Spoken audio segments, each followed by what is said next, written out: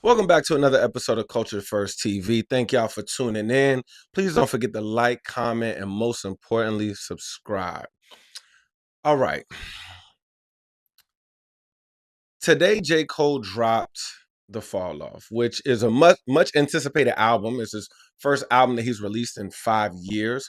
He really didn't do any promo for the album. He didn't do a big rollout. He did like a little kind of teaser video where he dropped like a song off the second disc, did a video to it. And all J. Cole has to do is kind of just drop things like that to get the buzz going because he has a cult fan base. People like J. Cole's music. I'm a little indifferent about the album. This is just a first reaction, first impressions, not really a deep dive into the album. I haven't listened to it that much to be able to give you the ins and outs of what it is about, but this is just a first impression. I've listened to the album twice, and it's a good album. I'm not taking anything away from J. Cole and him being able to make good music. I think that, just to be frank, it's just the same old J. Cole. You know what you're gonna get. You're gonna get those melodic type beats. You're gonna get his verses about reminiscing or going through the ebbs and flows of being an adult, or memories that he's had from when he was a kid or how he grew up. He's more so letting you. I think he's more so. My thing with J. Cole is he always wants to talk about the past and how he felt in the past, or how the past has affected him today, versus you being rich and famous for the past 15 years. Like, J. Cole seems like a poor righteous teacher kind of guy, right? Like, J. Cole doesn't want to be famous. He doesn't want the fancy this or the fancy that. He seems to be very private. J. Cole is the type of guy that you'll run into at Chick-fil-A, or you see him ride his bicycle through New York City. You don't see him wearing jewelry. You're not gonna see J. Cole at the club. You're not gonna see J. Cole at any award ceremonies or anything like that.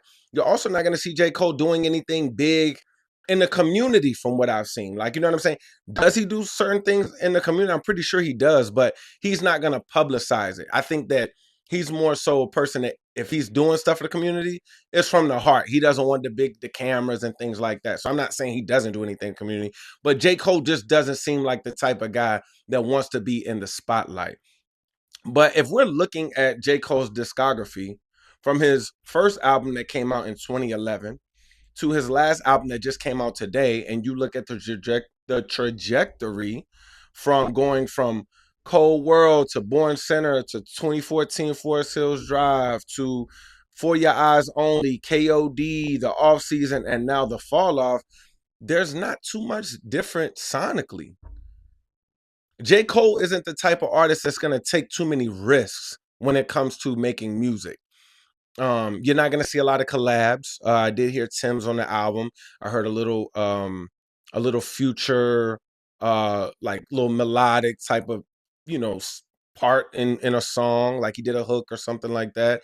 I heard a few samples, which is cool. But like I said, J. Cole isn't gonna really give you anything new. You know what I mean? He's old and he's old reliable. He's like the Kawhi Leonard of rap. Like, exactly, he's good. Like, Kawhi Leonard is good, but he's not about to do anything out of character. Like, Kawhi Leonard is the type of player that's going to come in the gym every day. He's clocking in. He's giving you 20, 25. He's playing defense. He's doing what he's supposed to do. And he's going home. You know what I'm saying? Like, he don't want no attention. He don't want no hope. Like, he's just himself. You know what you're gonna get from J. Cole. And I feel like this album, and he's saying this is his last album, this is exactly what you'll get from J. Cole. He's gonna talk about the past. He's gonna talk about his feelings. He's gonna talk about things like that. But he's not here to pop shit. He's not here to flex. He's not here to. He hasn't really, to me, and I don't mean this in a negative way, I don't feel like J. Cole has grown with his music.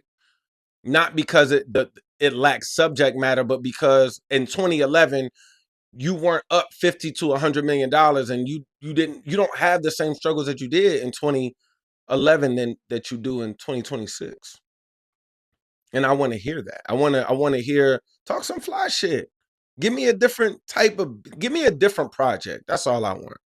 Give me a different type of project, even if it has to be an EP or something. Give me something different than I'm in college and I'm walking to class. I'm walking from one end of the campus to the other end of the campus, and I got my headphones in and I'm trying to lock in. I got a test on Friday. Like, give me something else, because I feel like that's all J. Cole is able to give me. I've listened to it. I'm going to listen to it again and again, and maybe a couple of more times after that. But I want to listen to it in different environments. I think that's a true test of an album. Can I listen? I'm gonna listen to it in the car. I'm gonna listen to it while I'm playing the game. I'm gonna listen to it while I'm getting dressed to go out. I might listen to it when I'm getting ready to go to work. I'm gonna listen to it after I get off of work. Like, I want to listen to it in different environments to kind of connect with some of the songs a little bit more, because at this point it's just same old J. Cole. Not good, not bad, just same old J. Cole. So that's all. I don't want to be long-winded. That's just my initial reaction to the J. Cole album, The Fall Off. Good project so far, cool, but replay value, I don't know. Thank y'all for tuning in for Culture First TV. I'm gonna keep coming at y'all with the videos. Don't forget to like, comment, and subscribe. Peace.